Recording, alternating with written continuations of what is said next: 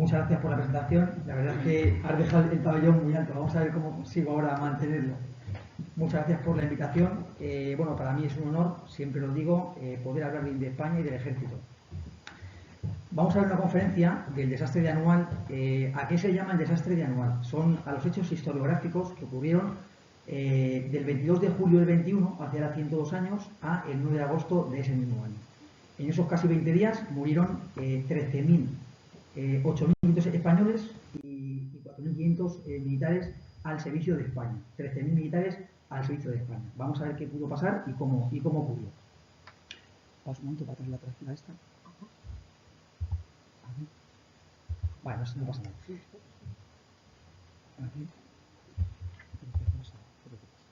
Vale, en la foto de antes, como podían ver, ahí veíamos la parte norte de África y las tres comandancias generales. Comandancia General de Larache, Comandancia General de Ceuta y Comandancia General de Melilla. Vamos a hablar de la Comandancia General de Melilla y cómo cayó en esos 20 días nefastos.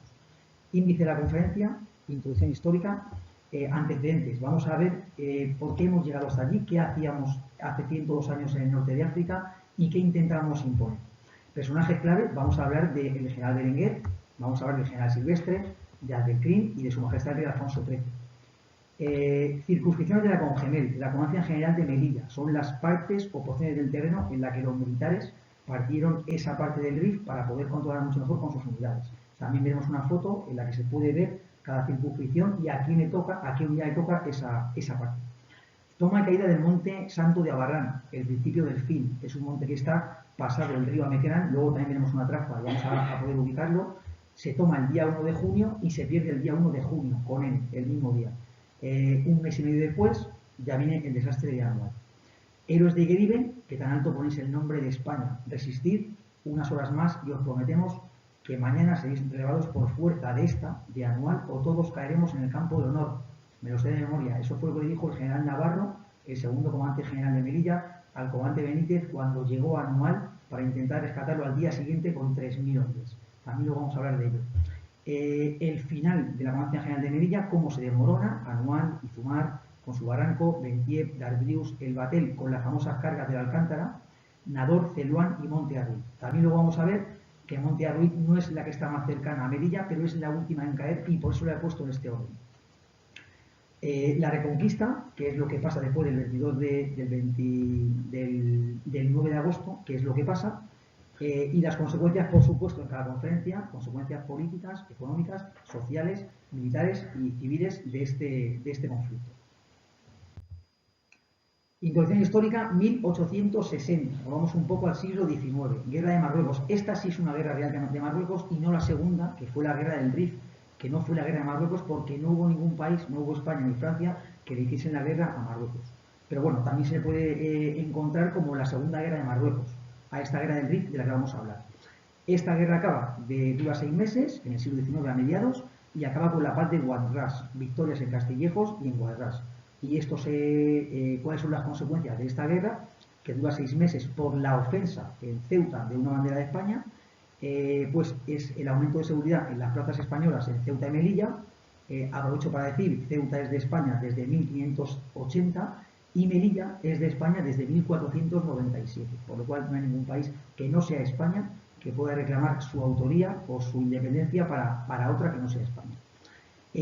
Se amplía el espacio vital por tierra y mar de estas dos plazas españolas históricas y de hace siglos, y cesión a perpetuidad de Santa Cruz de la Mar Pequeña. ¿Eso qué es? Eso es Ifni, el territorio de Ifni, que es otra guerra de la que podríamos hablar en la siguiente conferencia.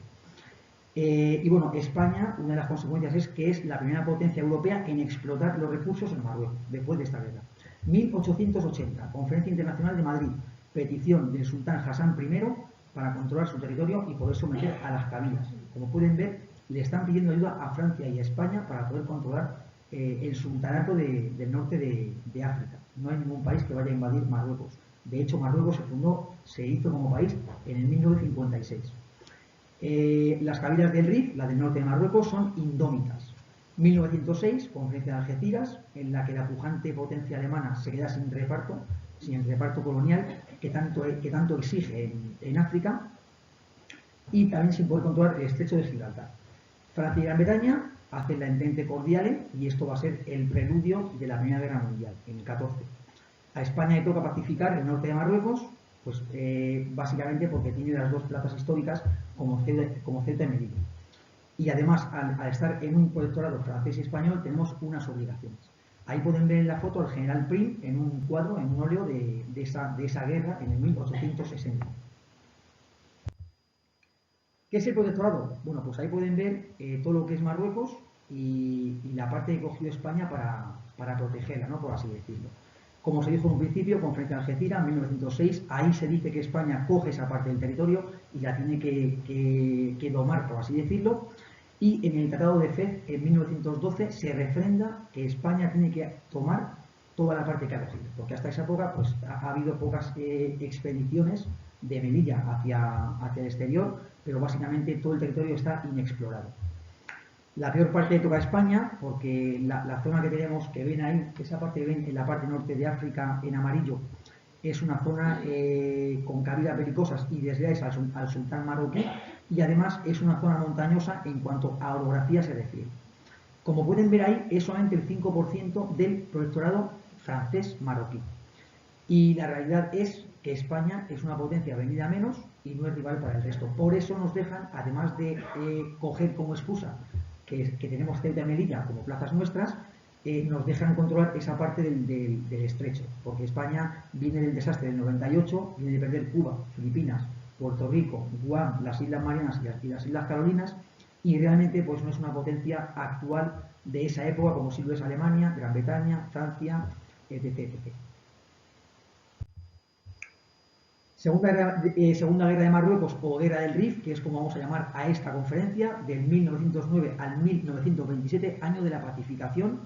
Hay un intento de expansión fuera de las fuerzas españolas en el 1909 y ocurre otro desastre. Hemos pasado del desastre del 98 al desastre de Barranco del Lobo en el 1909, el 27 de julio. Cuando el general Pintos, con una columna se intenta adentrar por las faldas del Monte Gurugú, el Monte Gurugú está en predominancia y se puede batir por el fuego y dominar a la ciudad de Melilla. Pues cuando intentan ampliar la zona y ir por el Monte Gurugú, se meten en un barranco, el Barranco del Lobo, y son hechos baja muy fácilmente. Los españoles no consiguen recuperar los cadáveres y bueno, hay más de 200 muertos. Hay 1000 bajas, entre ellos el general Pintos, y hay más de 200 muertos. Decenas de cadáveres españoles no pueden ser recogidos del campo de batalla y tienen que ver los melillenses durante ese verano cómo están los buitres pues yendo por la zona comiéndose los restos de los cadáveres. Además coincide con la Semana Trágica de Barcelona, que es del 26 de julio al 2 de agosto de 1909, que son llamados a filas militares licenciados para ir a combatir al protectorado. Hasta ese momento la mili la hacían, luego se lo explicaré, los pobres y los oficiales, luego les diré por qué. Y bueno, iban a hacer la mili 36 meses, 3 años. Si les tocaba la guerra de África, pues algunos no volvían, bastantes no volvían. Y bueno, pero básicamente los jóvenes de esa época, gran parte de ellos analfabetos, esperaban a irse a la mili o a la guerra para acabar la mili, casarse con su novia de toda la vida, formar una familia y prácticamente pues no salir nunca de ese valle o esa comarca, ¿no? Cuando esa gente acaba la mili y vuelve, hacen eso que les he dicho, se casan, tienen hijos y se ponen a trabajar. Cuando les llaman como segunda parte activa hasta los 45 años para ir a la guerra, esa familia se queda sin sustento porque en esa época no había seguridad social y la cabeza de familia, como bien saben, era el hombre, por lo cual esas mujeres quedaban casi en desamparo. Entonces, pues las madres y las mujeres se tiraban a los trenes para que el tren no saliera con destino al sur de España y por ende al norte de Marruecos. Hay más de 1000 muertos en toda España y la ciudad que más conflicto tiene es la de Barcelona, que es la primera ciudad que llega a 1 millón de habitantes en España. ¿Esto qué es lo que hace? Acción-reacción. Se crean las fuerzas regulares. Las fuerzas regulares se crean en el 1911, las crea el teniente coronel Berenguer, del que luego vamos a hablar, el alto comisario, en esta época, en el 21, y el objetivo es oficiales españoles y tropa autóctona, tropa rifeña, para que la sangre que se derrame sea sangre de rifeños y de oficiales que van a hacer la carrera militar y ellos, pues en teoría, sí están legitimados para morir en un conflicto, ¿no? Se instaura, bueno, se cambian las leyes para que la mili, la famosa mili, sea más justa para todo el mundo, porque luego vamos a explicar qué había hasta esa época. En el 1912 se cambia otra vez, hay una ley para cambiar la mili, pero se incluyen dos nuevas cosas que luego vamos a ver en la trampa siguiente. Y hasta 1920 no se afianza el terreno prácticamente en el norte de, bueno, en la Comandancia General de Melilla, que de hecho el general Silvestre, luego vamos a verlo, llegó a ser el general de brigada más joven de su época, con 40 años, y fue el comandante general de la H, el comandante general de Ceuta, y fue llamado para ocupar la Comandancia General de Melilla, para ocupar de una vez por todas todo el territorio que tenía para conquistar. El 31 de enero, si no recuerdo mal, del 20 llega a Melilla. ¿Qué había en España en esa época? Pues una gran corrupción en el gobierno y por ende en el ejército. ¿Qué son las juntas de defensa? Pues la Junta de Defensa tampoco hicieron un flaco favor al desastre de Anual. ¿Por qué? Porque bueno, en el ejército había dos tipos de oficiales, los africanistas y los no africanistas. Los africanistas eran aquellos que hacían su carrera militar en la guerra del Rif y con ello conseguían ascensos meteóricos si conseguían sobrevivir y grandes condecoraciones.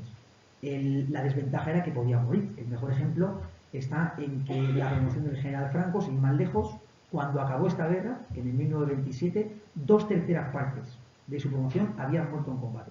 O sea, el que sobrevivía pues ascendía más rápido y el que no, pues no podía contarlo, por así decirlo. Entonces, esos eran los africanistas. Los no africanistas eran los que hacían su carrera militar en la península.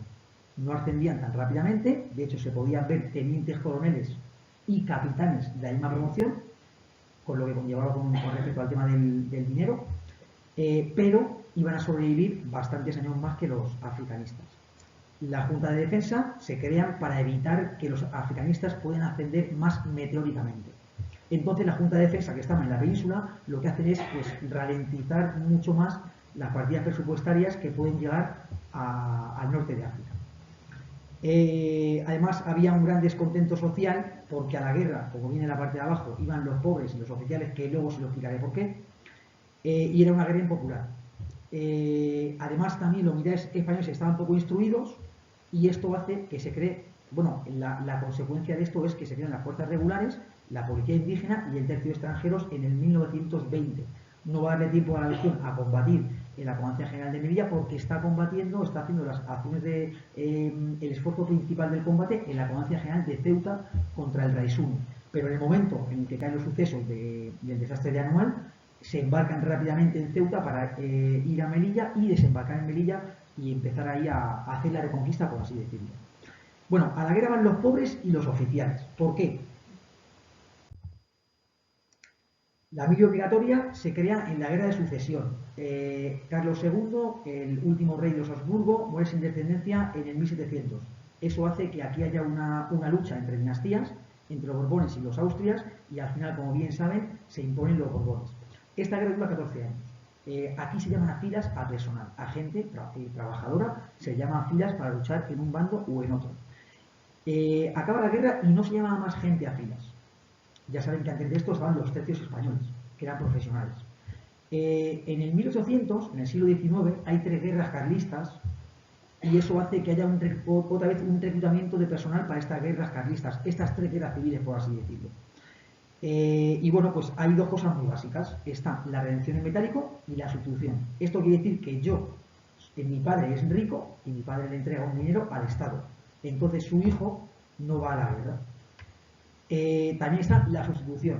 Mi padre es rico y su hijo tiene que ir a la guerra porque le toca. Entonces lo que hace es pagarle al padre de su vecino, pagarle al padre un dinero y decirle que su hijo vaya en mi lugar porque yo soy rico. Entonces, como pueden ver, esto era una injusticia tremenda. Cuando en el 1912 se cambian las leyes para que todos los españoles puedan ir a servir a España, ya sea a la guerra o a la mili. Pero se crea el soldado de cuota, que esto quiere decir que estamos en las mismas. Yo soy rico o mi padre es rico, entonces mi padre paga 1000 pesetas y en vez de hacer 36 meses de mili, hago 10 meses de mili. Y además puedo elegir el destino. Si mi padre ha pagado 1000 pesetas por mí, lógicamente yo, que soy de Madrid, voy a elegir Madrid y no ir a la guerra. Y si pago 1000 pesetas, en vez de hacer 10 meses, hago 5 meses de mili. Por lo cual es otra gran injusticia. Para que se hagan la idea, el sueldo medio de un trabajador anual eran 1000 pesetas al año. O sea, imagínense.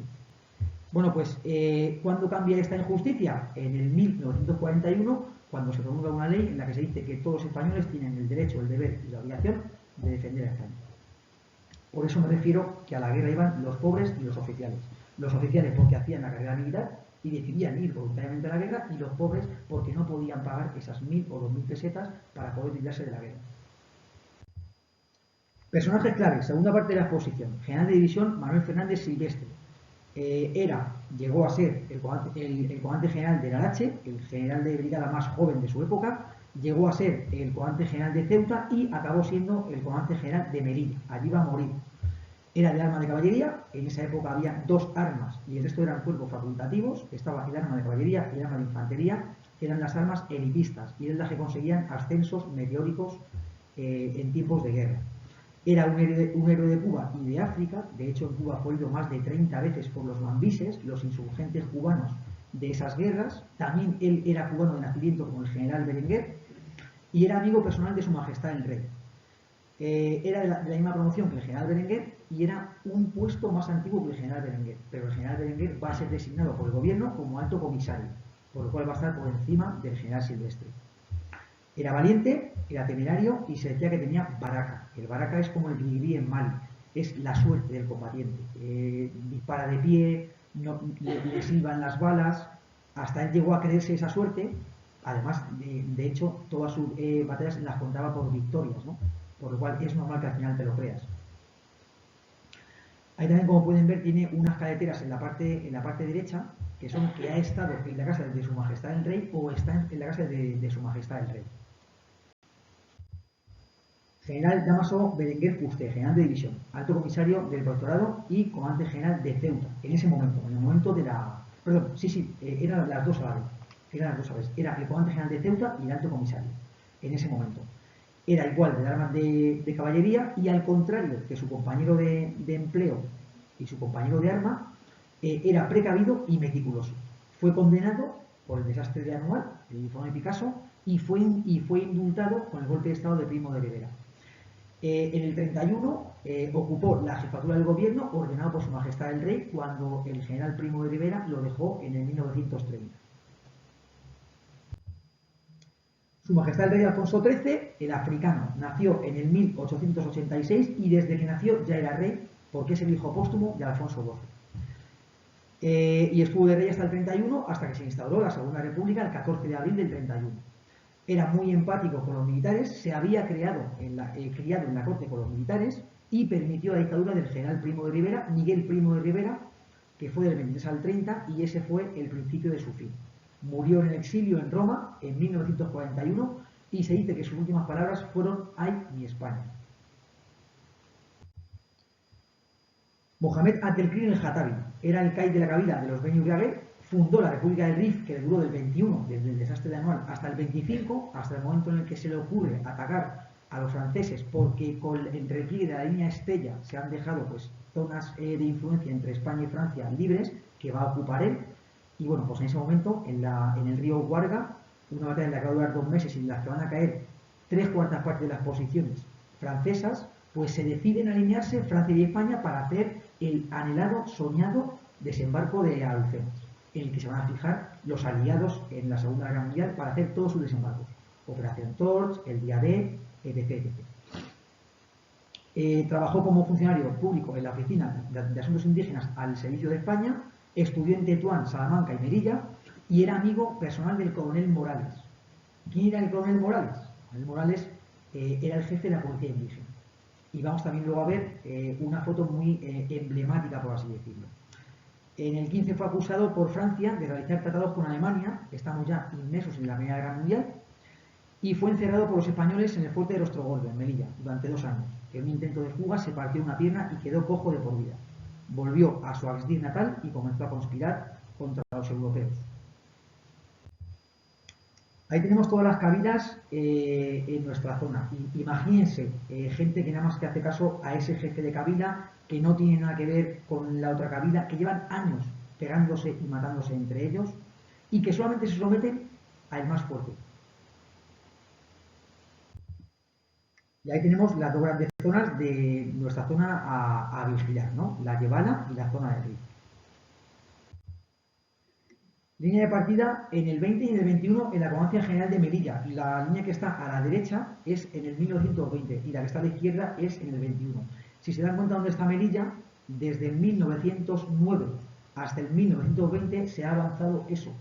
Y del 20 en adelante hasta el 21 se avanza casi el doble. Imagínense lo rápido que ha ido el general Silvestre, que fue para lo que se le hizo Comandante General de Melilla. ¿Qué hace el general Silvestre? Pues lo que se hace en esa época, comprar la lealtad de las cabilas con dinero y además armar a los arqueños, por lo que les dije antes. Los arqueños no quieren dejarse someter por los españoles si antes no le dan fusiles y munición, porque están enfrentados con otras cabilas. Es el elegido para, como se dijo antes, para avanzar hasta Lucemas y establecer contacto con la Comandancia General de Ceuta, que a su vez realiza operaciones en su zona de acción. Las circunscripciones, bueno, son parte del terreno con un destacamento fijo y posiciones o bloqueados alrededor de esta para formalizar la presencia militar española. Tenemos cinco circunscripciones, que luego veremos en una transparencia.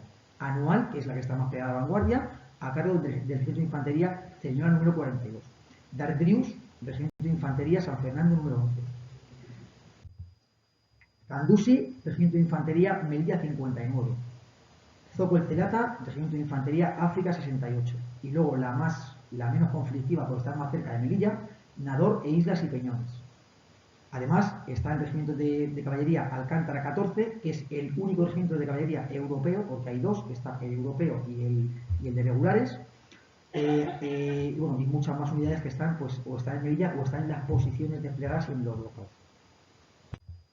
Y ahí tenemos las 5 habichuelas, por así decirlo, y como pueden ver, pues en la parte de la transparencia, en su parte derecha, pueden ver que la que está más pegada es la de Anual, ¿no? Y también pueden ver ahí el río Amecrán. Ahora vamos un poco a hablar del río Amecrán y de la advertencia que le hace Abdelkrim a los españoles. Además también tenemos tropas indígenas al servicio de España, también están los regulares de Melilla número 2, la policía indígena que está a cargo del coronel Morales, que es el que ven en la foto con gorra de plato, era el militar que mejor entendía la idiosincrasia, la religión, las costumbres, la forma de pensar, la forma de ser de los rifeños, y también están las arcas amigas. Las arcas amigas son grupos de ejército que se unen de una cabila para ir contra otra cabila o para ir con España a por una cabila. Toma y caída del monte de Abarrán. El 31 del 21, el general Silvestre toma posesión de la Guardia General de Melilla y se propone ocupar de una vez por todas las zonas marcadas en el Tratado de Fez. El objetivo para la Guardia General de Melilla es llegar a la Bahía de los Temas y cerrar junto con la Guardia General de Ceuta, que a su vez el general Berenguer está haciendo operaciones de combate con sus legionarios y con los regulares para poder llegar también a esa parte. Hasta ahora España compra lealtades de cabilas y no las desarma. Y bueno, Abdelkrim advierte, si se pasa el río Amecrán, las cabilas Beni Uragel y Tensamán atacarán. El día 1 de junio se ocupa el monte de Abarrán y pocas horas después la posición cae. Los nativos, la policía indígena, se vuelven contra los oficiales españoles y les disparan a quemarropa. Esto hace que la posición caiga en pocas horas y esto hace pues que efectivamente esa posición que se ha ocupado de madrugada, el día 1 de junio, caiga con las primeras luces del día y no puedan pues socorrerla, ¿no? Es una gran victoria para Abdelkrim porque nunca hasta ahora han cogido piezas de artillería los rifeños a los españoles y aquí van a coger 4 piezas de artillería. ¿Dónde está Abarrán? Pues ahí lo pueden ver en la foto, ¿no? Ven ahí donde está Anual. Pasado el río Amecrán tenemos 2 posiciones, Monte Abarrán y Sigidris. Y bueno, pues va a caer Monte Abarrán, como dijo Abdelkrim. Y después, ¿qué van a hacer? Pues irse a por Sigidris. En Sigidris va a estar defendiéndola el comandante Benítez, del que luego vamos también a hablar en Igueribe. También vamos a encontrarnos con él allí. El día 2 y 3, el comandante Benítez aguanta las acometidas de los rifeños y consigue mantener la posición. Bueno, como pueden ver, Abarrán está a 9 kilómetros al noroeste de Anual. Es una posición en altura sin opción de aguada, pero bueno, ahora ya ha pasado 102 años. Hay mucha gente que dice que fue un gran error poner una posición sin opción de aguada, pero cuando uno quiere conquistar un terreno, quiere tener el terreno, lo que hace es montar una posición defensiva, montarla en la altura, porque en las alturas tenemos la predominancia, tenemos la superioridad de esa zona. Y si no, des una vuelta por España y pueden ver un montón de castillos feudales, de castillos moros, y están colocados a las alturas para poder controlar el territorio. Perdemos la aguada porque la aguada está en los barrancos, en las depresiones y en las vaguadas, pero ganamos la supremacía del terreno. Los suministros, al carecer de aguada, corren a cargo de Anual, que es la posición principal. Y bueno, pues básicamente cuando los regulares están fortificando la posición, las primeras luces del día, se encuentran que los sacos terreros están podridos. Es una muestra más de que al frente llegaban cosas que no tenían que llegar, ¿no? Lo mejor debía llegar al frente y no lo peor. Las tropas indígenas que acompañan a los regulares del capitán Salafranca, que es el jefe de la compañía de regulares, vuelven sus fusiles contra los españoles, matando a los oficiales. 24 muertos españoles y 59 heridos. Además, 4 piezas de artillería capturadas. La toma de esta posición envalentona a los Beños Reales y a los Tensamán, y las piezas de artillería son paseadas por los zocos para que el resto de cabilas se unan al del crimen. Las cabilas de los Beños Reales, Tensamán y Bocoyá se unen e intentan buscar aliados para la Guerra Santa. Silvestre, el general Silvestre, lo ve como un contratiempo y ordena ocupar Igueribe, de la que vamos a hablar a continuación, el día 7 de junio, 6 días después de la caída de Abarrán y 4 días después del fin del asedio de Sidi Ifni. Héroes de Igueribe es una posición, Igueribe, que está a 4 kilómetros al sur de Anual, sin opción de aguada por estar en predominancia, por lo que les dije antes. La loma de los árboles, y aquí pongo loma entre paréntesis o entre comillas, porque no era una loma, era una estribación de cientos de metros, por lo cual era muy complicado ocupar esa loma. Es ocupada por los rifeños y son hostigados desde allí constantemente con los cañones y municiones capturados en Abarrán. 17 de julio, ya estamos un mes y medio después de la caída del monte Abarrán. Aquí ya comienza realmente el desastre. La posición de Igueribe es rodeada y comienza a ser asediada por los rifeños. Hay varios intentos de socorro y la posición desde la posición de Anual. El comandante Benítez, que le hemos visto en Sidi Ifni y ha sido relevado y ahora está en Igueribe, envía mensajes a Anual por heliógrafo, luego veremos que es un heliógrafo, en la que pide ayuda desesperada. El general Silvestre envía a Anual al segundo jefe de la Comandancia General de Melilla, al general Navarro, general de brigada Navarro, para dirigir una operación de rescate a los sitiados. Esa operación de rescate va a consistir en 2 columnas de 1.500 hombres cada columna al mando de 2 coroneles, el coronel Morales y el coronel Manella, que es el jefe del regimiento de Alcántara de Caballería, que va a estar por turno en la posición de Anual, porque el general Silvestre, o sea, en las posiciones no daba cabida a entidad de un coronel, por lo cual había como mucho un teniente coronel, comandantes, capitanes, pero el general Silvestre había ordenado a que un coronel estuviera como mínimo en turnos de 15 días en la posición más a vanguardia, en la de Anual. Entonces, el 19 de julio, el coronel, creo que es el coronel Argüelles, releva al coronel Manella, que es el jefe de la Alcántara. Entonces, el 19 de julio le va a coger allí al coronel Manella y se hace cargo de una columna de 1.500 hombres, junto con el coronel Morales, el jefe de la policía indígena, para ir con otra columna para socorrer a los sitiados de Igueribe. Bueno, ahí tenemos en la foto ese grupo de espejos, ese par de espejos, es un heliógrafo. ¿Cómo se envían los mensajes en esa época? Se envían los mensajes por Morse, con un juego de espejos en las que se busca el sol, ahí siempre hacía sol por las mañanas y por las tardes, y cuando no hacía sol también se enviaban mensajes porque ponían una lámpara y con esa lámpara podían hacer ese código Morse con el juego de los espejos. Había un problema, los rifeños eran buenos tiradores y donde veían un cigarrillo o donde veían una luz, disparaban a esa luz y mataban al operador. Pero bueno, básicamente un heliógrafo son mensajes que se envían de posición a posición para informarse por código Morse. Los telegrafistas lo traducen y por eso tenemos mensajes completos y concretos. Por lo cual voy a leer lo que dijo el comandante Benítez clavado. Voy a leer lo que dijo el general Silvestre, o el general Navarro clavado. Estamos en el 19 de julio, 2 días sin que llegue la aguada a Igueribe. Julio, África, muchísimos grados, heridos, no hay vendas, casi no tienen agua, imagínense. Bueno, pues un mensaje que le envía el comandante Benítez a Anual le dice lo siguiente: tenemos muertos y heridos, carecemos de agua y víveres, la gente se ve obligada a permanecer en el parapeto noche y día para tener a raya al adversario, cada vez más numeroso. Las municiones, con avaricias escatimadas, empiezan a escasear y para ahorrarlas aún más se hace preciso que las baterías de Anual batan durante la noche la loma de los árboles, en la que está enclavada la posición para evitar las bajas que desde allí nos hacen. El día 20 de julio, un día después, otro mensaje desesperado. Guarnición extenuada, sedienta varios días, falta de municiones y siempre al pie del parapeto, acorralada y con numerosas bajas entre muertos, heridos y enfermos, en peligro de ser fácilmente sacrificada. El general Silvestre envía al segundo comandante general de Melilla, al general Navarro, a dirigir esa operación de rescate el día 20. La operación va a ser el día 21. Bueno, pues según llega el día 20, llega Anual, el segundo comandante general de Melilla, y según llega, le envía un mensaje. Héroes de Gueriben, resistid unas horas más. Lo exige el buen nombre de España. Héroes de Gueriben, que tan alto ponéis el nombre de España. Resistid. El comandante Benítez, al ver que está el general en la posición, le envía otro mensaje. Los heliogramas de vuestra excelencia han sido acogidos con vivas a España. Esta guarnición jura a su general que no se rendirá más que a la muerte. Ese mismo día por la noche, otro mensaje del comandante Benítez. Es horrenda la sed. Se han bebido la tinta, el petróleo, la colonia, los orines mezclados con azúcar. Se echan arenilla en la boca para provocar en vano la salivación. Los hombres se meten desnudos en los hoyos arenosos para buscar el consuelo de la humedad. Se ahogan con el hedor de los cadáveres. La pestilencia y carencia de agua hacen mortales las heridas, concluyéndose las municiones. El general Navarro, que ya tiene idea de la operación para el día siguiente, le dice: resistid esta noche y mañana os juramos que seréis salvados o todos quedaremos en el campo de honor.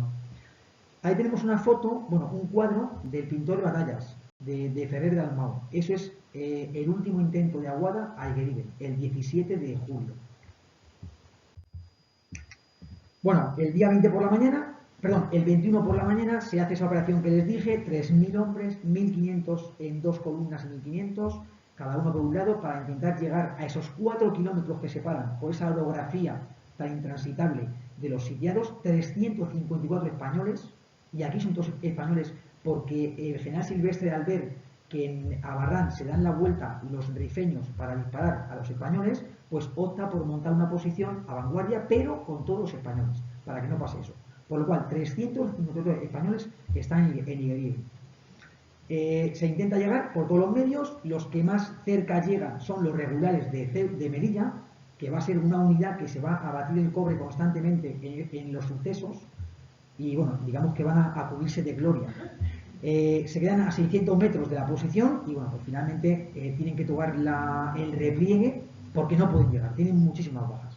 El comandante Benítez, que ya sabe lo que le va a pasar porque ha estado en Sint Idrís y sabe cómo se la gastan los rifeños y sabe lo que le va a pasar a él y a su guarnición, el pacto siempre es el mismo: o rendir la posición y los oficiales se entregan para luego ser vendidos por dinero, y la tropa se puede ir tranquilamente a Melilla o donde sea. Ese pacto nunca se va a respetar, salvo Hinador, que ya lo veremos.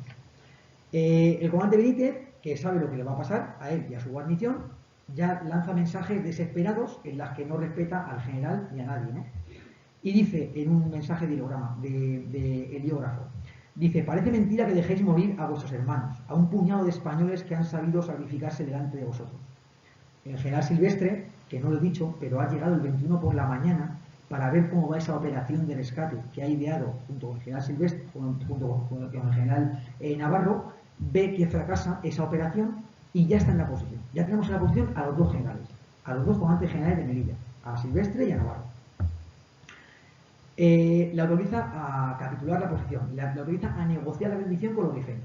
Entonces el comandante Benítez, que ya sabe que va a morir, lo tiene muy claro, ya no guarda las formas y lanza este mensaje y dice: nunca esperé recibir orden de vuestra excelencia de evacuar esta posición, pero cumpliendo lo que en ella me ordena, en este momento, y como la tropa nada tiene que ver con los errores cometidos por el mando, dispongo que empiece la retirada, cubriéndola y protegiéndola la oficialidad que integra esta posición, pues conscientes de su deber y cumplimiento del juramento prestado, sabremos morir como mueren los oficiales españoles. El general Silvestre monta en cólera, se monta en un caballo, quiere que 20 voluntarios vayan a caballo con cantimploras de agua para intentar guiarla por el parapeto, pero le convencen para que no lo haga porque va a morir seguro a las primeras de cambio y va a descabezar y va a desmoralizar mucho más a esa tropa que no está instruida, porque están combatiendo los regulares y el tercio extranjeros en vez de ellos. Finalmente, el comandante Benítez envía un mensaje póstumo, porque nunca más va a saberse nada más de él, lo van a matar en la posición, en el que dice: solo quedan 12 cargas de cañón que empezaremos a disparar para rechazar el asalto. Contadlos, y al 12º disparo, fuego sobre nosotros, pues moros y españoles estaremos envueltos en la posición. Bueno, la posición cae, consiguen recorrer esos 4 kilómetros 10 hombres de la posición de Guerrilla al mando de un sargento. De esos 10 hombres, 5, solamente piden una cosa: piden agua. Los 10 hombres con los ojos desorbitados, con las gargantas secas, sin saliva, casi desnudos y casi en el delirio, ¿no? Solamente piden agua. De los 10 hombres se mueren 5 de ingesta de agua. Imagínense lo mal que lo están pasando. Y a todo esto, las tropas que ya están acantonadas en Anual, porque Silvestre ha traído con él, el mismo 21 ha traído bastantes refuerzos, y también ha dejado refuerzos en Dardrius, porque la idea original, si salía mal la operación, era replegarse a Dardrius. Pues lo que hace es juntar a los oficiales. Esa noche el general Silvestre no puede dormir, la noche del 21 para el 22, y dice que va a replegar la posición, que va a evacuar la posición y se van a ir a Dardrius. Luego vemos una trampa y van a poder ver dónde están las posiciones ubicadas. El general Silvestre, que es muy inteligente tácticamente y militarmente, sabe que no pueden estar en la misma posición a vanguardia los dos generales, por lo cual envía al general Navarro, lo envía a regañadientes a Melilla, para que organice la defensa y para que intente pedir ayuda. Entonces, el mismo día 21 se va el general Navarro y se queda el general Silvestre en Anual. Bueno, pues envía toda la noche, se envía mensajes con el general Berenguer, y le pide, como sea, refuerzos para poder llegar, porque está sitiado, ¿no? Entonces el general Berenguer le echa en cara, le dice que no entiende qué está pasando y por qué tiene que desviar esfuerzos de la Comandancia General de Ceuta para poder salvar su comandancia, si en teoría está bien. Al final, como el general Berenguer va a enviarle tabores de regulares y tercios de la Legión, del tercio extranjeros, y banderas del tercio, lo que hace es decidir no replegarse. Decide no replegarse, quedarse y esperar los refuerzos. Fíjense cómo está la cosa, que el general Berenguer le ofrece desembarcar en Sidi Gris y bajar de norte a sur. Y el general Silvestre le dice que cree que Sidi Gris y Afrau, las dos posiciones costeras, ya han caído. No han caído, van a caer, pero fíjense cómo está la cosa, que él ya se piensa que han caído esas posiciones. Y le dice que embarque al personal en Ceuta, que se vayan en barco hasta Melilla y que de Melilla hasta Anual hagan los 108 kilómetros que separan una posición de otra. Imagínense cómo está la cosa. Finalmente acuerda no replegarse, pero por la mañana, con las primeras luces, llega un capitán de la policía indígena, un capitán español, y dice que se acercan 3 arcas por 3 direcciones diferentes para sitiar y ocupar Anual, o sea, para hacer otro Abarrán y otro Igueribe. Entonces, pues decide replegarse. ¿Qué pasa? Orden contra orden, hay gente que lo sabe, hay gente que no lo sabe, pues al final pues salen a las 11 de la mañana, salen en estampida, nada más salir reciben fuego nutrido porque ya están rodeando la posición los rifeños. Y bueno, pues el general Silvestre se queda a defender la posición de Anual, y los coroneles Manilla y Morales salen y son baja en el barranco de Izumar. Mueren casi de inmediato. Nos hemos quedado sin el general Silvestre, nos hemos quedado sin los 2 coroneles. A partir de este momento, la columna de españoles queda sin mando. El repliegue se convierte en una retirada y esta en desbandada y huida. Algunos oficiales se quitan los galones para evitar ser hechos prisioneros. Otros cogen caballos o vehículos a motor y huyen a Melilla, abandonando a su suerte a sus unidades. Soldados abandonan heridos o los tiran de los muros para escapar también ellos. Los oficiales que intentan recomponer las columnas deben hacerse respetar pistola en mano. Imagínense el descontrol, y además si me están disparando. Ahí tenemos lo que les dije antes, ¿no? Ese es el intento de repliegue hacia Melilla. Como pueden ver, Abarrán, Silidris, Afrau y Anual, la posición principal, y Gueriben, que está más abajo, y luego ese recorrido por el barranco de Izumar, llegando a Bentiev, de Bentiev a Dardrius, de Dardrius a Gistutín y de Batel, del Batel a Monte Arruí. Y como les dije antes, más lejos o más cerca de Melilla están Celuán y Nador, pero van a caer antes que Monte Arruí. Bueno, aquí ya durante los siguientes días van a caer todas las posiciones como fichas de dominó y el general Navarro lo que hace es, en el momento en que se entera de que ha caído Anual, no sé si sabe que ha muerto ya Silvestre o no, pero lo que hace es cogerse un coche e irse en dirección este-oeste, irse hacia Anual. Por el camino se va a encontrar con cientos, bueno, con decenas de soldados y hasta oficiales que van a caballo, que van en vehículos, que van corriendo, semidesnudos, porque cada vez que pasan por un poblado les asaltan los rifeños, les piden todo lo que tengan, les quitan la casaca, les quitan los pantalones, les quitan las botas para poder venderlo o para lo que sea. Bueno, en esa época, en el 20 y 21, hubo una gran hambruna y una gran sequía. Y eso hacía pues que para un rifeño pues un traje militar fuera, vamos, que pudieran venderlo para comprar comida. Bueno, pues el general Navarro consigue hablar con gente y le dicen lo que está pasando, que el general Silvestre ha caído, que están replegándose, bueno, que están retirándose. La diferencia de un repliegue o una retirada es militarmente hacerlo de forma ordenada o no. Están retirándose, están huyendo hacia Benthier o hacia Darbius o a saber. El general Navarro sabía que ese día iba a morir y siguió hacia su destino, ¿no? Hacia encontrarse en Darbius o en Darbius con el general Silvestre o intentar recomponer las columnas descabezadas. Bloqueos y posiciones son pequeños fortines o construcciones de madera y sacos terreros en cotas en las que pasaban semanas una sección, un pelotón. Tenían que ser, como se dijo en un principio, reabastecidas por las posiciones colindantes de agua, víveres, armamento y munición. En el desastre de Anual, en esos 20 y pico días, cayeron 50 posiciones y 70 bloqueados. Bueno, ahí tenemos todo el repliegue, toda la retirada. Se pasa de Anual al Barranco de Izumar, a Bentier, a Darbrius, a Batel y a Monte Arri. El regimiento Alcántara, que ha sido llevado por el general Silvestre el 21 de julio y ha sido estacionado en Darbrius, está en Darbrius y va en busca de los restos de las columnas hasta Bentier. Navarro llega a Darbrius y recompone a los desmoralizados y aterrorizados soldados españoles. La posición de Izumar es abandonada sin orden y eso hace que los rifeños ocupen las alturas. Bueno, ahí ponen 3.000 muertos, pero no son 3.000 muertos, son 1.000 muertos. Son muchísimos, pero son 1.000 muertos. Los regulares otra vez se baten el cobre y consiguen tomar una parte del barranco de Izumar. El capitán de la posición de Bentier pide ayuda a las columnas. Estas pasan de largo y al ver que no les hacen caso, pues se unen a la columna cuando son la extrema retaguardia. Era el capitán Lobo, que luego va a morir en Monte Arruy. Hay posiciones atrapadas por no recibir orden de repliegue, como por ejemplo la intermedia A, en la que los defensores prefieren morir combatiendo antes que capturar, porque saben lo que luego les va a pasar, ¿no?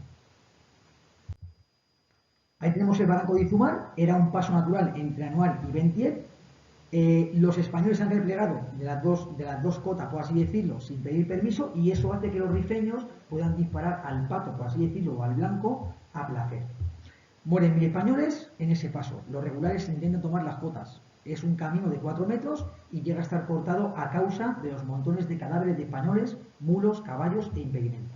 Eso también va a hacer, porque los rifeños se van a entretener a despojar a los cadáveres de sus enseres, eso va a hacer que el ataque sea más tarde, el día siguiente o 2 días después, para que más gente pueda replegarse hasta Darbrius.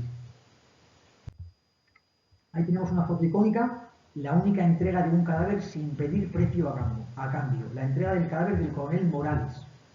Era el jefe de la policía indígena, era amigo personal de Adelcrim, que fue el que hizo que se entregase el cadáver al cañonero Laya, a este barco, sin pedir rescate alguno, sin pedir dinero alguno, porque sí se pidió rescate o dinero por el cadáver del capitán Salafranca, ese que murió al frente de sus compañeros regulares en Abarrán.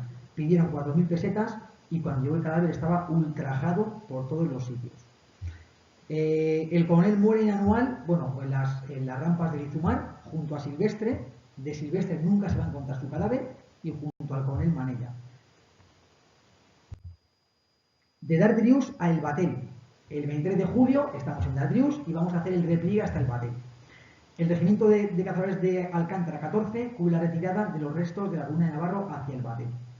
El general Navarro, la noche de antes, envía ATRs, que son pues personal que va corriendo o entre las estribaciones montañosas para poder avisar a las posiciones o si no por mensajes de heliógrafo, en los que se van a replegar y que durante la noche todos se acojan a su posición, al Ardrius, para poder replegarse al día siguiente o de madrugada hacia el Batel, en este caso hacia Melilla, que va a ser el Batel. El regimiento de Alcántara, que está casi completo porque no ha combatido, porque se ha quedado en Ardrius, porque le dejó el general Silvestre, pues está en avanzadilla y va a cubrir el repliegue de la columna del general Navarro. Comienza por la mañana a desalojar a rifeños de las cotas y la avanzadilla, ya casi llegado al Batel, la avanzadilla, la punta vanguardia del regimiento de Alcántara, le dice al teniente coronel Primo de Rivera, Fernando, hermano pequeño de Miguel Primo de Rivera, que luego sería el dictador de España, le dice al teniente coronel Primo de Rivera, que está de jefe de la unidad porque el coronel Manella ha muerto un día antes, pero nadie lo sabe, o lo saben, pero como bien saben en el ejército existe la sucesión del mando. El jefe y el segundo jefe deben saber lo mismo por si cae el jefe, para que el segundo jefe pueda actuar de la misma forma que estaba planeado. Por eso el general Silvestre envió al general Navarro el mismo día que no consiguen socorrer a Gueriben a Melilla, por si la posición caía, para que los dos generales no murieran. Le dicen al Teco, el Primo de Rivera, le dicen que están fuertemente fortificados los rifeños en el cauce seco del río Igán. O sea, va a producirse otro barranco de Izúcar. Entonces, el teniente coronel lo ve claro. Junta a la Alcántara, a sus escuadrones, que luego van a ver la arena que les dice, y le dice que tienen que cubrir como sea ese repliegue. En la parte final del repliegue, como os dijo antes, bueno, se hacen 8 cargas. Una carga de caballería, para que se hagan una idea, estamos lejos del enemigo, vamos al paso, según estamos más cerca del enemigo, pero lejos del alcance eficaz de sus armas, vamos al trote y finalmente para cargar contra el enemigo vamos al galope, lo que dé el caballo, 30, 40, 50 por hora. Y ya pues se bate al sable o a la fusilería. Hacen 8 cargas. Hay por ahí libros que son 4 cargas, son 6 cargas. Yo, bueno, como soy español, me quedo con 8 cargas. Lo que sí es seguro es que la última carga se hace al paso. Imagínense lo que les digo, al paso. Jinetes y caballos extenuados de hacer tantas cargas, saben que van a morir y saben que van a sacrificarse por gente que no conocen de nada, pero comparten una misma bandera, la bandera de España.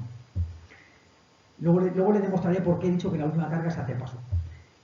Por la tarde el regimiento de Alcántara deja de existir debido a las bajas que tiene. Tiene 541 muertos, 7 heridos y 67 prisioneros de 691 hombres.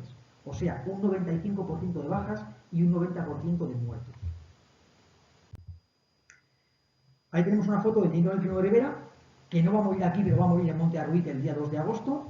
Y bueno, cuando le dice la avanzadilla al Teco Primo de Rivera que tiene lo que tiene la columna del general Navarro, que van a morir todos, pues junta a su escuadrón y les dice la siguiente arenga: soldados, ha llegado la hora del sacrificio, que cada cual cumpla con su deber. Si no lo hacéis, vuestras madres, vuestras novias, todas las mujeres españolas dirán que somos unos cobardes. Vamos a demostrarles que no lo somos. Fíjense con esta arenga tan sencilla, nada compleja, en la que no se habla de la patria, no se habla del rey, porque realmente el teniente Primo de Rivera lleva combatiendo con sus soldados de reemplazo, ignorantes, analfabetos gran parte de ellos, era así en esa época. Él sabe cómo tiene que tocar la fibra y les toca la fibra con la hombría. Bueno, pues eso hace que todos, 691 hombres de su madre, de su padre, republicanos, monárquicos, afines a la guerra, en contra de la guerra, eso hace que todos se unan en uno solo para sacrificarse, para morir aquel día, para morir. Hasta aquí hemos llegado, este día, para que la columna del general Navarro, chavales como ellos, a los que no conocen de nada, se puedan salvar unos cuantos días más. Si esta acción, si esta carga llega a ser con un regimiento británico, francés o americano, tendríamos pelis en Hollywood, vamos, hasta morir. No solamente cargan los jinetes, cargan los 3 veterinarios, el médico, los chavales de la banda, niños de 14 años, cargó el corneta mayor del regimiento, otro crío de 15 años, y encontraron casi todos los a muerte en el cauce seco del río Igán para salvar a sus compatriotas. ¿Por qué les digo que la última carga fue al paso? Por esto mismo. Esto es pura física. 2 meses y medio después de la reconquista, llegan hasta el cauce seco del río Igán, en el Batel, y se encuentran con caballos y con jinetes expuestos al sol, bueno, ya pues en descomposición, ¿no? Por pura física, si yo voy al galope o al trote, si me disparan a mí como jinete y a mi caballo o al de al lado, con una secuencia de 0,1 segundos de un disparo a otro, entre un rifeño y otro, yo debo morir 4 metros después, 12 metros después, 20 metros después, por la fuerza, por la energía, por la velocidad que lleva ese jinete o ese caballo. Entonces, esta es la mejor demostración de que el regimiento de Alcántara, lo que quedaba del regimiento de Alcántara, se sacrificó en su última carga, se inmoló para poder salvar las vidas de aquellos hombres que ni conocían. Tarde, pero mejor tarde que nunca, en el 2012, el día 1 de junio, el rey emérito ahora, el rey en esa época, Juan Carlos I, le entrega la máxima condecoración colectiva al regimiento de Alcántara, la Cruz Laurea de San Fernando colectiva. Ahí tenemos todas las operaciones que pasaron del 21 de julio al 9 de agosto y bueno, pues todos los intentos de llegar hasta Melilla y la única acción ofensiva que vemos ahí, esas dos flechas rojas del regimiento de Alcántara. Estamos ya en el Batel y nos vamos a ir a Tistutín y a Monte Arruy. Bueno, el general Navarro decide seguir a Tistutín el 27 de julio, 4 días después de llegar al Batel, y recomponer otra vez a los diezmados hombres que están replegándose como pueden a donde está el general Navarro para luego poder replegarse. Y el 29 se va a ir a Monte Arruy. Darker Daniel va a caer, se produce una masacre, 1000 muertos, bueno, todas las posiciones van a caer en los siguientes días. El general Navarro, consciente del grado de desmoralización de la tropa, hace el repliegue a pie, sin ir a caballo, para que tengan alguien en quien confiar. El general Navarro era general y era de caballería, por lo cual en esa época me parece que iban a caballo de comandante para arriba si no eras del arma de caballería. Si eras de caballería, pues todo el mundo iba a caballo. Imagínense un general y de caballería yendo a pie para estar con su tropa, para estar con la gente, para darle ánimos, para que no se vengan abajo. Ordena que se recojan todos los muertos que se encuentren por el camino, aunque esto ralentice la marcha, como así va a ser, pero en ese momento el general Navarro lo que hacía el cuerpo era salvar a los heridos y a los muertos. Los heridos van en el grueso y van a ser los que marquen el ritmo del movimiento. Llegamos a Monte Arruy, 29 de julio del 21, se llega a la posición, se sale de Tistutín a las 2 de la madrugada y hay una distancia de 15 kilómetros. A 1 kilómetro escaso, lo pueden ver ahí en la imagen, como al fondo está el fuerte de Monte Arruy. Los rifeños se percatan de la columna, han hecho todo el repliegue de noche y se percatan a 1 kilómetro escaso. El hostigamiento es muy duro y se decide montar los cañones para intentar mantener alejado al enemigo, pero es muy tarde. Se les echan encima de todas direcciones y tienen que huir hasta la posición. El capitán Arenas, el de la foto, el de la imagen, reúne a unos 100 hombres y les exhorta a quedarse con las piezas hasta su muerte, hasta morir, para salvar a la columna.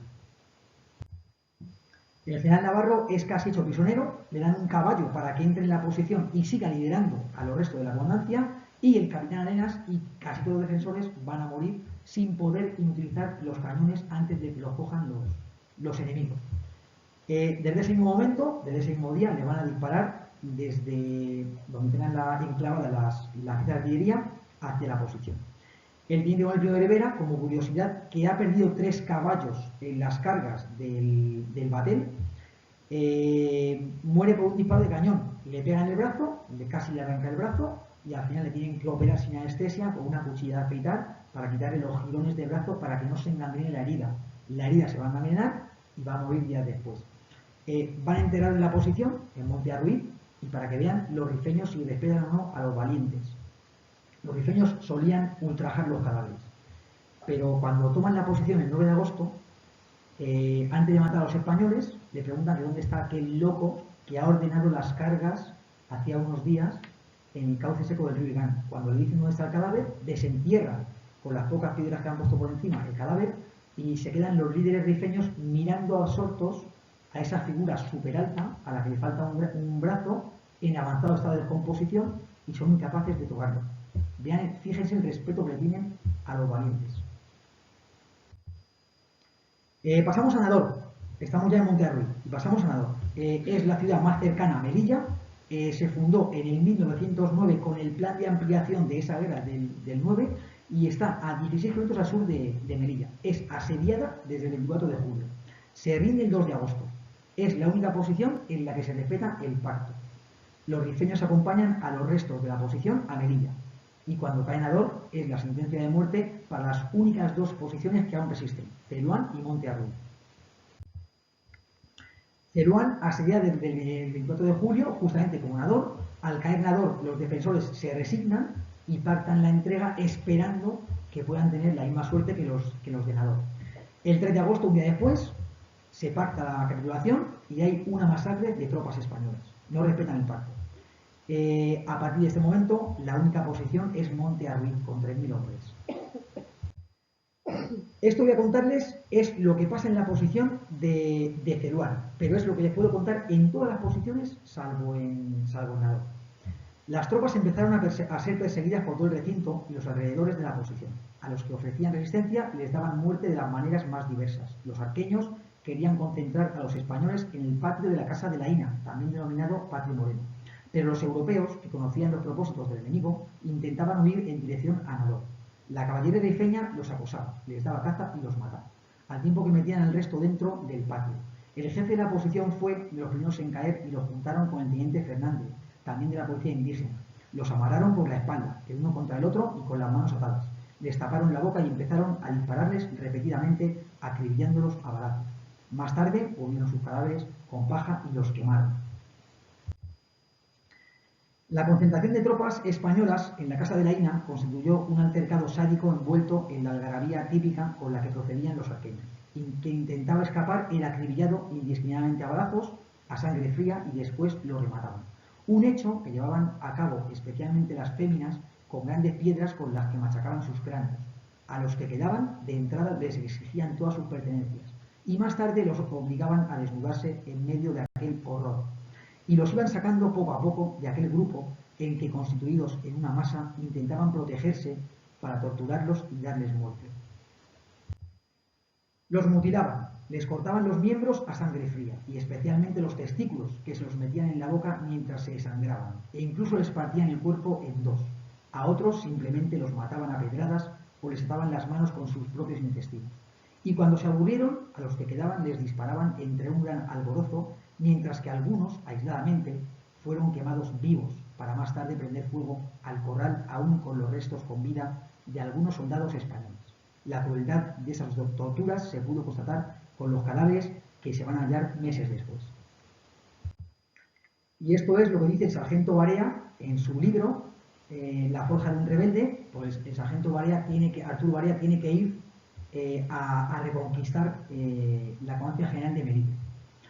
La lucha en sí era lo menos importante. Las marchas a través de los arenales de Melilla, heraldos de desierto, no importaban. Ni la sed, ni el polvo, ni el agua sucia, escasa o salor, ni los tiros, ni nuestros propios muertos, calientes y flexibles, que poníamos en una camilla y cubríamos con una manta, ni los heridos, que se quejaban de dolor. Nada de eso era importante. Todo había perdido su fuerza y proporciones.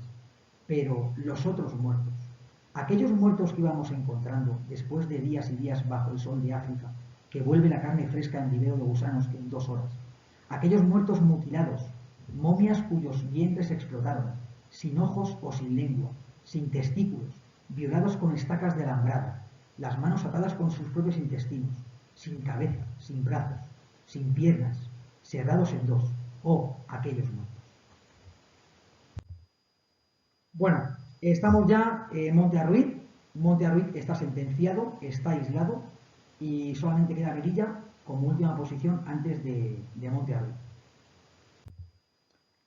Con la caída de Nador y Teruán, el general Navarro sabe o que rescatan o serán pasados a cuchillo. Navarro así se lo hace saber al alto comisario, al general Berenguer, que está concentrando tropas para poder hacer la reconquista. El general Berenguer, preocupado por la defensa de Melilla, ni siquiera se plantea realizar una operación de rescate y autoriza a negociar la rendición.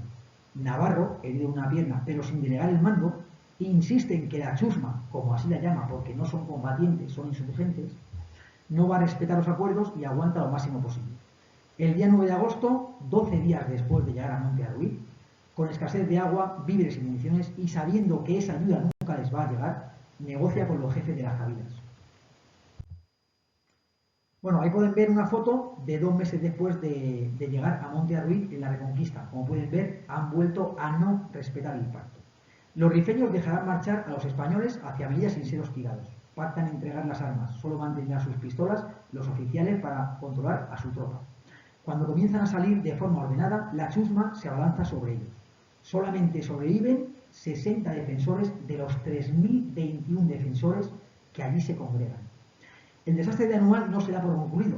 Más de medio millar son hechos prisioneros de esta posición y otras posiciones y enviados a Axdir, la capital de los Beni Uriahi. Liberados algo más de la mitad, el resto va a morir en cautiverio el 27 de enero del 23, pagando un rescate de 4 millones de pesetas. Y Horacio Echevarreta, que era un empresario político de la época, influyente hombre de negocios, va a rechazar el título de marqués del rescate por el rey, porque Horacio Echevarreta va a ser el que pague parte de ese sufragio del dinero. Ahí pueden ver la foto de Monte Arruiz y los españoles llegando 2 meses y medio después, el 24 de octubre. No se puede hablar de Axdir sin hablar de sargento Vasallo. Francisco Vasallo Becerra, sargento de infantería del regimiento Melilla 59, por lo cual sobreviviente de la matanza de Darqueritani, en Candusi. Enterró con un grupo de prisioneros a casi 1.000 insepultos españoles.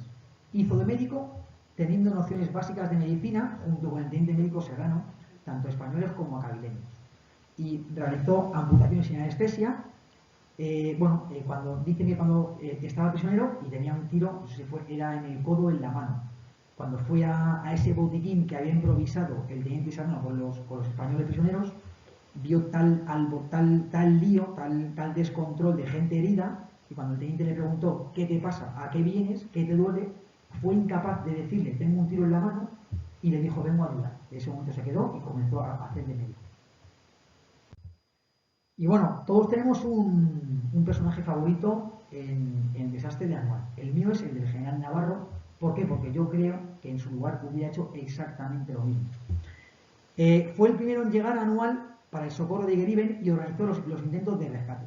Cuando llega Silvestre le envía a Melilla, se va a regañadientes y vuelve inmediatamente después cuando llegan noticias de que Anual ha caído. Para la desbandada y se hace fuerte en Dardrius. Trata de reunir a todas las posiciones aisladas sobre su columna antes de seguir con el repliegue natural hacia Melilla. Arenga a las tropas, da ejemplo constante y no deja que los militares caigan en el derrotismo. Llega a arrestar a un teniente coronel, con lo que en la época suponía, por dar mensajes derrotistas a su unidad. Dispone a los muertos y heridos en el grueso de su columna, no quiere abandonar a nadie. Es hecho prisionero en Arruiz y trasladado al corazón de los Beni Uriahi. Allí se erige en el tutor de todos los cautivos. Llegan a amenazarle con fusilarle en el cautiverio. Lo encadenan como un perro, junto al sargento Vasallo, para minar su autoridad, pero no lo consiguen. Muere a los 24 años en Paracuellos, fusilado por las milicias republicanas, junto a uno de sus hijos, a pesar de no secundar el golpe de Estado y llevar años retirado de la política y de la vida normal. Su mayor pecado, ser un héroe español. Pasamos a la Reconquista. Ha caído Monte Arruiz, 9 de agosto. Tenemos más de 20.000 tropas en Melilla esperando a avanzar, a tomar posiciones. La Legión ya lo ha hecho. Septiembre día 17, 40 días después, recuperan Nador. El 10 de octubre recuperan el Monte Gurugú. El 14 de octubre aquí ya se ven las primeras imágenes dantescas de cadáveres ultrajados e insepultos. Recuperan Celuán. 24 de octubre, un mes y medio después, recuperan Monte Arruiz. El 21 de diciembre llegan al Batel y a Quistutín. Ahí encuentran los restos de la Alcántara. El 10 de enero del 22 se llega a Dardrius, que eran las posiciones hasta 1920 y era lo que se exigía para acabar la primera fase de la Reconquista. Se establece una línea defensiva y nunca se llega a plantear la toma de la capital de los Beni Uriahi y liberar a los cautivos. Ahí tenemos una escena de la Casa de la Ina en Celuán y a un pater militar dando la bendición a los restos de unos cristianos muertos y ultrajados. Pasamos ya a la última parte de la exposición. Espero no haber sido muy pesado. Consecuencias militares del desastre. Gran derrota militar española, es evidente. Una potencia europea ha perdido contra un grupo de rifeños, 13.000 muertos, de los cuales 8.500 son españoles. Se destapan los episodios de corrupción en el gobierno y en el ejército, con el informe Picasso. Y eso hace que ese fervor patriótico vaya decayendo. El expediente Picasso, general de división laureado, inculpa a los generales. Imagínense, El general Silvestre, desaparecido y muerto en combate, inculpado. El general Berenguer, liderando las operaciones de reconquista, inculpado. Y el general Navarro, prisionero en Asdir, inculpado. Las posiciones y bloqueos eran indefendibles entre ellas sin opción de aguada. La opción de aguada ya lo hemos comentado antes y efectivamente había mucha distancia entre una posición y otra, pero el terreno daba esa negatividad, por así decirlo.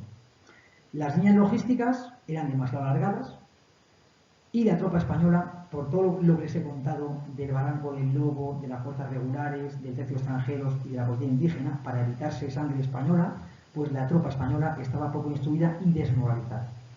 La compra de lealtades no fue efectiva en las cabilas, ya que éstas se sometían a la cabila más fuerte. Y la realidad es que los rifeños nunca empatizaron con los españoles por tener diferente religión, diferente cultura y diferentes costumbres. Consecuencias políticas: dimisión del gobierno de turno, gran inestabilidad política. En los últimos 6 años, desde el 17 hasta el 23, ha habido 13 gobiernos. Imagínense, no se consiguen aprobar las partidas presupuestarias cuando un gobierno va a caer cada 6 meses, cada 5 meses, cada 8 meses. Golpe de Estado del general Miguel Primo de Rivera en el 23, se suprimen las Cortes, es el principio del fin de Su Majestad Alfonso XIII y el fin de la restauración, porque va a permitir este golpe de Estado.